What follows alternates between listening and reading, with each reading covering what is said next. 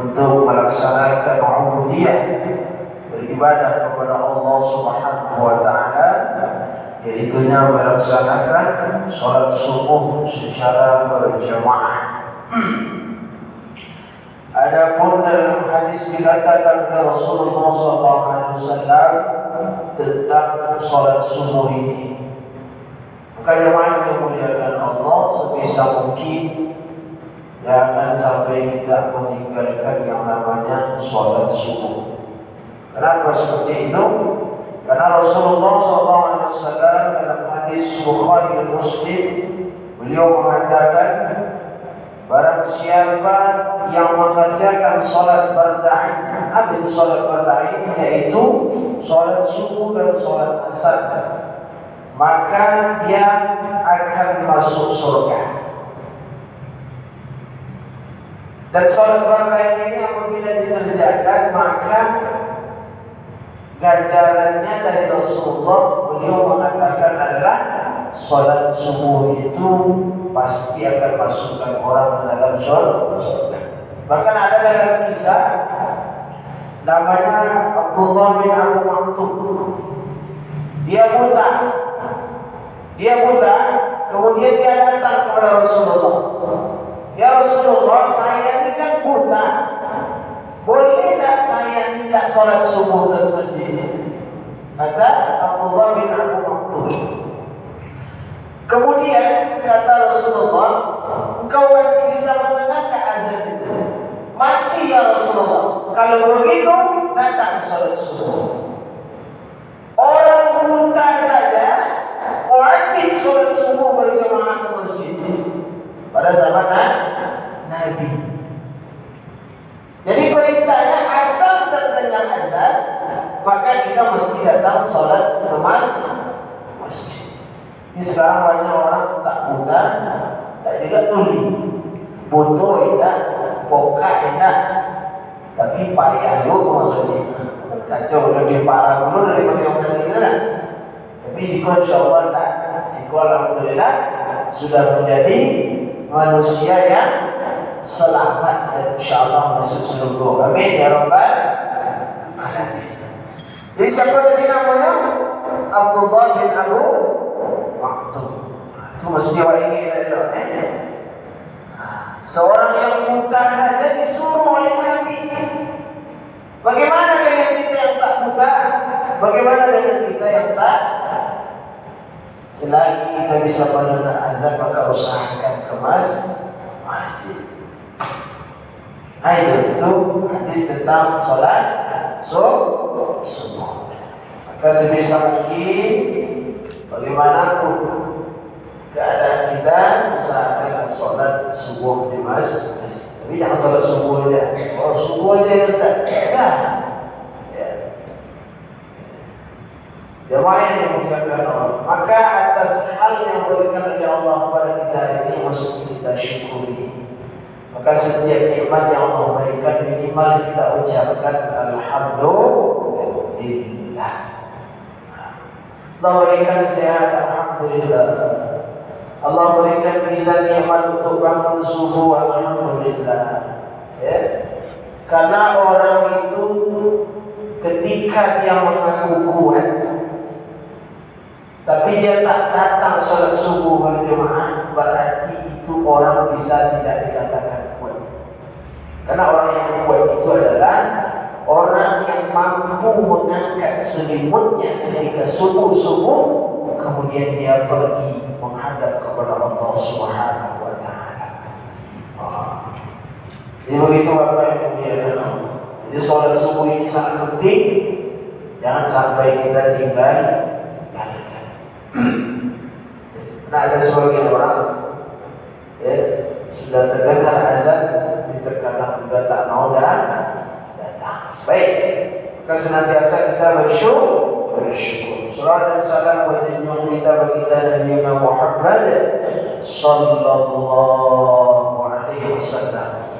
Apalagi di hari Jumat, banyak selawat. Karena hari Jumat itu adalah Sayyidul Ayyam. Maka mesti banyak kita bersolawat. Apalagi hari Jumat ini solawat kita dijawab oleh Rasul. Ya, banyak salawat. Allahumma shalli ala sayyidina Muhammad wa ala ali sayyidina Muhammad. Baik, jemaah yang dimuliakan Allah Subhanahu wa taala. Hari ini kita akan coba membahas tentang beberapa surah yang insyaallah kalau kita amalkan, kalau kita baca yang ada dalam Quran, maka pahalanya luar biasa dan faedahnya pun banyak. Pahala dan faedah. Ketika kita baca kita dapat pahala, kemudian ketika kita baca kita dapat faedah dari apa yang kita baca itu. Kapan? Bisa jadi sekarang atau nanti di akhirat. Jadi dalam Al-Quran itu ada beberapa surah yang memang kalau dibaca faedah dan pahalanya luar biasa. Ada beberapa surah dalam Al-Quran, kalau kita amalkan, kita baca, faedah dan pahalanya banyak. Faedah dan pahalanya banyak. Apa itu? Yang pertama, surah Al-Kahfi. Surah Al-Kahfi. Nih, yang penting, surah Al-Kahfi. Jadi hadisnya mengatakan, diriwayatkan dari Abu Darda radhiyallahu anhu, Rasulullah SAW bersabda, barang siapa membaca 3 ayat dari permulaan surah Al-Kahfi, maka ia akan diselamatkan dari fitnah Dajjal. Surahnya surah apa, Pak? Al-Kahfi. Ini kalau tak diajak ngobrol ngantuk nih, kan mesti diajak ngobrol. Kalau tak diajak ngobrol, ya Pak, enggak. Mesti kita sampaikan lagi hadisnya dari riwayatkan Abu Darda. Bunyi hadisnya Rasulullah SAW bersabda, barang siapa membaca 3 ayat, berapa? 3 saja syaratnya. 3 ayat daripada surah Al-Kahfi, maka ia akan diselamatkan dari fitnah Dajjal. Hadis riwayat Tirmizi. Kan luar biasa, Pak. Alhamdulillahillazi. Itu dia, ya, yang surah Al-Kahfi. Pokoknya awalnya alhamdulillahillazi. Baik. Kemudian dalam riwayat lain disebutkan, barang siapa menghafal 10 ayat awal surah Al-Kahfi, maka ia akan diselamatkan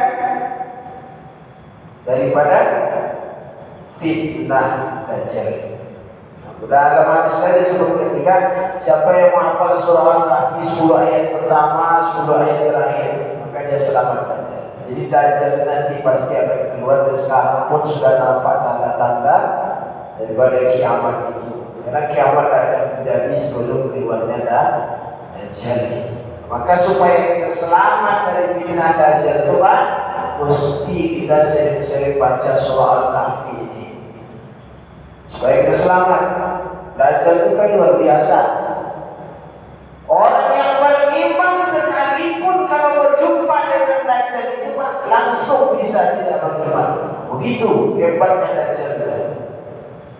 Ada orang rajin ke masjid, rajin sedekah, rajin sholat, dia tak pernah tinggal ibadah. Tapi kalau berjumpa dengan Dajjal, dia dikatakan orang yang beriman semasa hidupnya.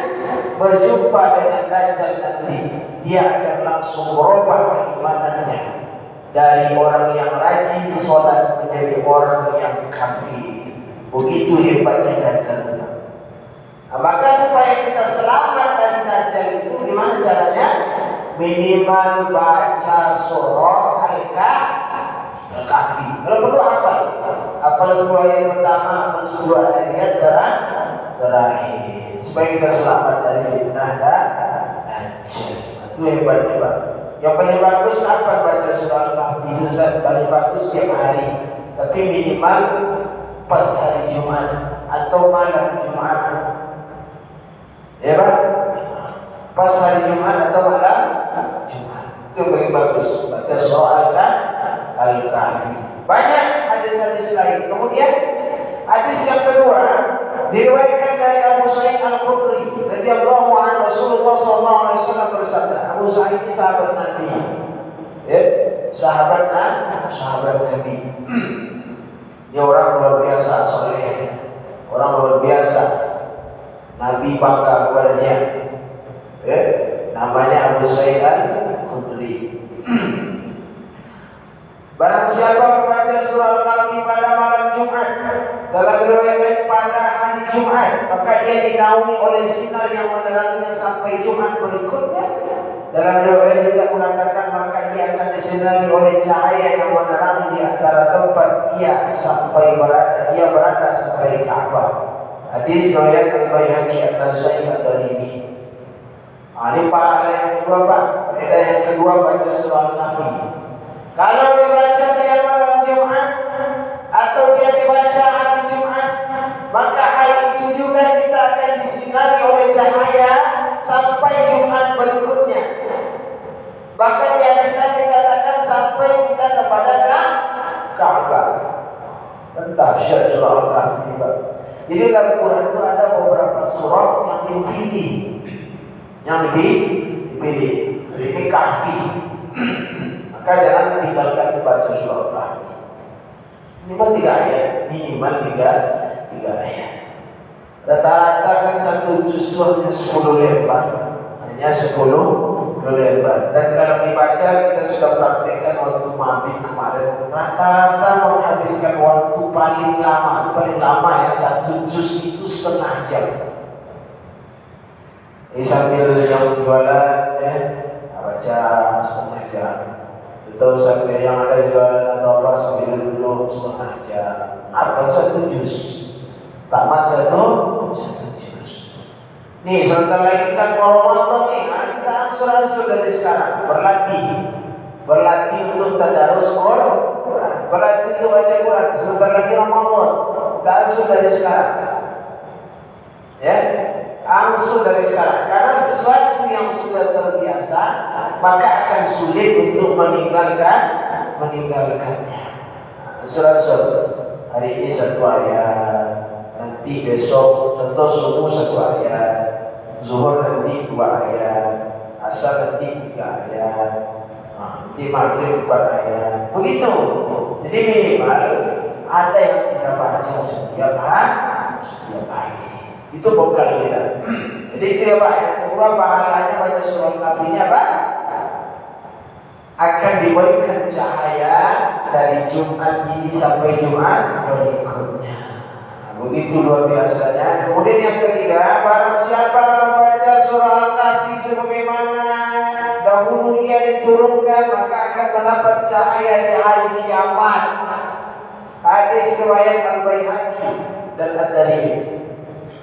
Jadi maksudnya sebagaimana diturunkan itu Pak, dari awal sampai akhir. Dari awal sampai akhir. Dia kalau tidak salah jumlah ayatnya 110, kalau tidak salah. Ya. Siapa yang baca dari awal, dari Alhamdulillahilladzi itu sampai terakhir, maka dia dapat nanti dilindungi di hari kiamat.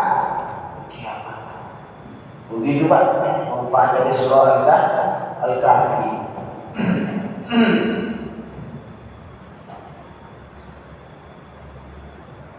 Kemudian yang keempat, dalam kitab Sunan Ad-Darimi disebutkan dari beberapa ulama bahwa barang siapa membaca surah Al-Kahfi menjelang tidur dengan niat akan bangun untuk menunaikan salat tahajud, maka ia akan bisa bangun pada malam itu. Ini juga bisa kita jadikan untuk apa? Barang siapa yang punya niat, hajat, tujuan, maksud, maka bisa dibaca surah Al-Kahfi. Atau contoh saya sakit, Ustaz, coba baca surah Al-Kahfi.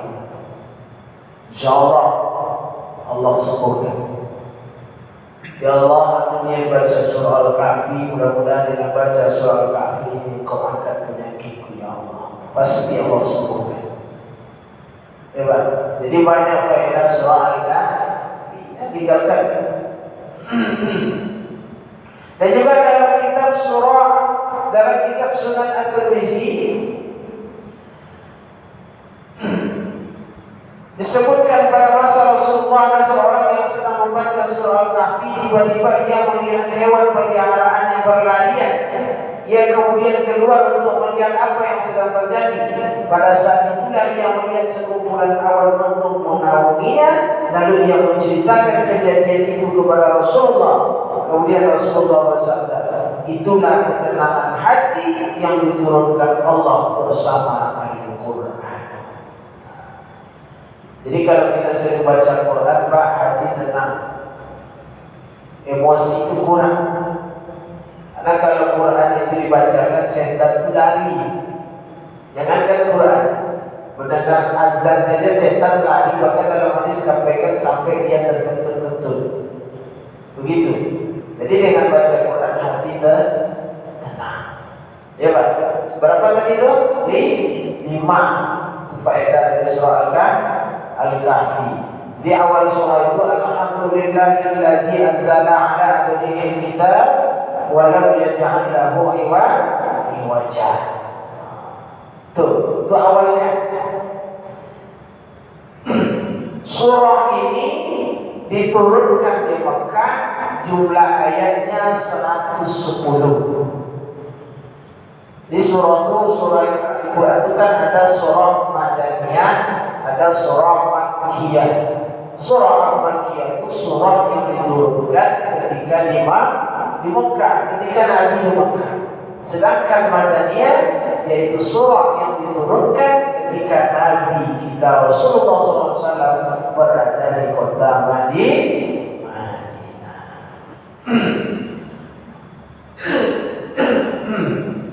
Baik, kemarin yang dimuliakan Allah Subhanahu wa taala. Itulah di antara faedah-faedah membaca surah Al-Kahfi. Jadi kalau bisa nanti surah Al-Kahfi itu dihafal sampai 10 ayat dan 10 ayat awal, 10 ayat terakhir. Atau kalau bisa nanti di rumah kita juga baca. Jadi ada juga faedah-faedah banyak. Surah Al-Kahfi, surah As-Sajdah, surah Yasin. Ini kita buka sedikit tentang surah Yasin. Kok mesti baca surah Yasin Ustaz? Apalagi kebanyakan ibu-ibu kan kalau ini baca surah Yasin. Apa sih faedah surah Yasin? Ya tak? Atau ada orang meninggal dunia kok baca surah Yasin? Karena ada faedahnya. Ada faedah. Tidak mungkin disuruh. Ya Pak. Nah, baik. Kita coba buka sedikit tentang surah Yasin. Ya. Karena ini kebanyakan kita, bapak-bapak, ibu-ibu, kalau ada yang meninggal pasti baca surah Yasin. Ini pasti baca surah Yasin. Takkan dibacakan Al-Baqarah kalau orang meninggal. Baqarah itu berapa halaman tuh? 1,5 juz. Bahkan lebih. Apa tak tadi itu? Lama tuh. Ya. Ini dia surah Yasin. Kita sedikit saja. Setelah ini kita tutup. Jadi dalam Al-Quran itu ada surah Yasin. Yasin itu mungkin sudah hafal semua kita. Jumlah ayatnya berapa? 23 ayat. 3 ayat. Kalau orang-orang dulu itu baca Yasin itu tak pakai Quran. Termasuk almarhum ayah saya. Dia baca Quran tak pakai surah. Karena sudah masuk ke kepala, saking cintanya dengan surah Yasin. Saking cinta dan saking seringnya dibaca. Pokoknya salah ada orang mati, baca surah Yasin. Ya, atau ada orang naik rumah, baca surah Yasin. Jadi saking seringnya dibaca sampai hafal. Karena Quran itu memang seperti itu, Pak. Sering kita baca, dia akan masuk kepala. Contohnya apa? Al-Fatihah. Al-Fatihah itu ubah daripada mendengar itu. Tak pernah kita hafal. Betul? Pernah kita hafal Al-Fatihah? Tidak. Dia hafal dengan sendiri. Kenapa? Karena sering terdengar.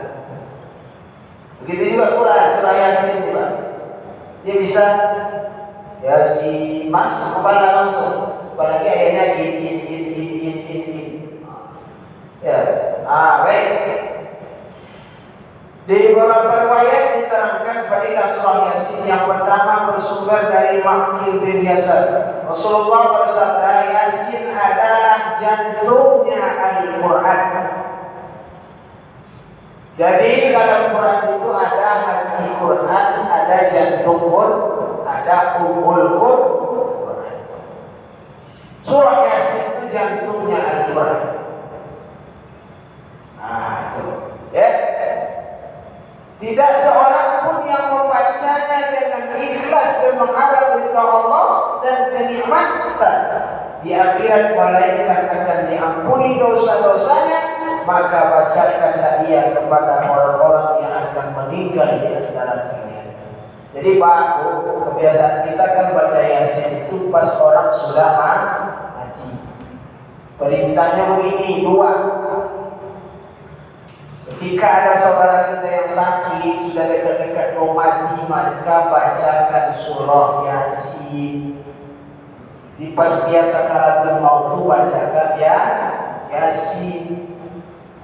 Kemudian baru dibimbing dia. Karena ketika itu setan masuk, Pak. Masuk dia untuk mengambil bagaimana ini orang mati pulang kepada Allah tidak menyebut la ilaha illallah. Maka dengan dibacakan Yasin, setan itulah lari. Jadi cara baca Yasin itu sebelum dia mati, sesudah dia mati. Coba, diperintahnya begitu. Maka bacakanlah ia kepada orang-orang yang akan meninggal di antara kalian. Di hadis dikatakan, bacakanlah surah Yasin kepada orang-orang yang akan meninggal antara kalian. Banyak berapa kali disebutkan. Dari Anas bin Malik, diriwayatkan dari Anas bin Malik. Anas bin Malik ini Bapak Ibu, sedikit saya buka tentang Anas bin Malik. Anas bin Malik ini adalah pembantu Rasulullah. Kita ingat baik-baik. Anas bin Malik adalah pembantu Rasulullah, hidup selama 10 tahun bersama Rasulullah, mendampingi Rasulullah kemana Rasul pergi. Saking dekatnya dengan Nabi 10 tahun. Bahkan saking dekatnya dia dengan Nabi, dia tahu berapa helai jenggot Nabi yang putih. Kata Anas bin Malik, jenggot Nabi itu yang berwarna putih tidak lebih dari 25 helai. Saking dekatnya dengan Nabi, tahu berapa jumlah jenggot Nabi yang putih. Awak mungkin kalau dia putih, dia tahu bini wak. Mantap. Atau ubat. Kan bisa pun dia menghitung berapa ubat dia. Ya tak? Jadi Anas bin Malik ini sahabat Nabi. Dan dialah yang mendengar dan melihat Nabi sholat subuh. Apa kata Anas bin Malik? Ini hadis tentang kunut subuh. Apa kata Anas bin Malik? Aku melihat Rasulullah sholat subuh tak pernah meninggalkan kunut subuh sampai mati. Itu hadis tentang kunut. Kurang apa lagi yang meriwayatkan Anas bin Malik 10 tahun bersama Nabi, bukan setahun 2 tahun, 10 tahun. Katanya apa? Nabi tak pernah meninggalkan kunut subuh sampai mati. Sampai mati. Jadi Anas bin Malik itu kebiasaannya, kalau Nabi pergi sholat ke masjid, itu sendalnya ditaruh di sini. Sendal Nabi itu disimpan di sini. Jadi ketika Nabi sudah meninggal, itulah suasana yang dirindukan oleh para sahabat. Karena asal ada Anas bin Malik, pasti ada Rasulullah. Asal ada Anas bin Malik, pasti ada Rasulullah. Jadi itu, ya Anas Malik mengatakan, sesungguhnya segala sesuatu mempunyai jantung atau inti, dan sesungguhnya jantung Al-Quran adalah surah Yasin. Barang siapa membacanya maka seakan-akan dia telah membaca Al-Quran 10 kali. Sekali baca, tapi sama yang baca Quran 10 kan? Kan mantap tuh. Acok-acok lah baca surah Yasin. Hari seminggu dia tidak. Tidak. Hari seminggu dia tidak. Apalagi yang hafal. Dia teodah Yasin. Assalamualaikum kawan. Waalaikumsalam lagi ya. Kita sampaikan dia 5. Setelah itu kita tutup. Kemudian yang keempat dari Atta bin Ibnu Abi Rabah, Rasulullah bersabda, barang siapa membaca surah Yasin di pagi hari maka keinginannya akan dikabulkan. Apalagi pagi Jumat. Tapi mesti diamalkan. Jangan pagi ini dibaca, kemudian Jumat besok tak dibaca lagi, minta pulang sesuatu, mana pula dikabul. Dia mesti dikabulkan, mesti dilazimkan terus, minimal 40 hari. Begitu. Selama 40 hari baca Yasin. Ya Pak, tuh. Dalam hadis meriwayatkan dari Ibnu Abbas, dikatakan barang siapa membaca surah Yasin pada pagi hari maka ia akan dimudahkan segala urusannya pada hari itu sampai sore. Dan barang siapa membacanya pada petang hari maka akan dimudahkan urusannya sampai malam itu sampai pagi menyongsong. Jadi saya baca Yasin dilindungi, yang baca pagi dilindungi sampai sore, yang baca sore dilindungi sampai malam, yang baca malam dilindungi sampai pagi. Begitu hebatnya, dahsyatnya daripada surah Yasin. Baik, itu saja yang bisa disampaikan hari ini. Mudah-mudahan bermanfaat. Mari sama-sama kita amalkan. Setiap malam Jumat minimal sekali seminggu atau seminggu sekali. Apakah malam Jumat atau pagi Jumat, mari sama-sama kita coba membaca surah Al-Kahfi dan surah Yasin. Banyak lagi Pak, surah-surah yang lain, ada surah Sajadah, ada surah Al-Mulk, ada surah Al-Rahman. Apabila faedah-faedah insyaAllah, nanti kalau Ustaz Abdul Rahman tak datang, kita coba kupas lagi. Jadi mudah-mudahan bermanfaat. Kalau ada yang salah, mohon maaf, sesungguhnya kebenaran itu datang dari Allah, kesalahan dari diri pribadi. Dan tutup dengan subhanakallahumma wa bihamdika asyhadu an la ilaha illa anta astaghfiruka wa atubu ilaik. Mudah-mudahan billahi taufiq wal hidayah. Wassalamu alaikum warahmatullahi wabarakatuh.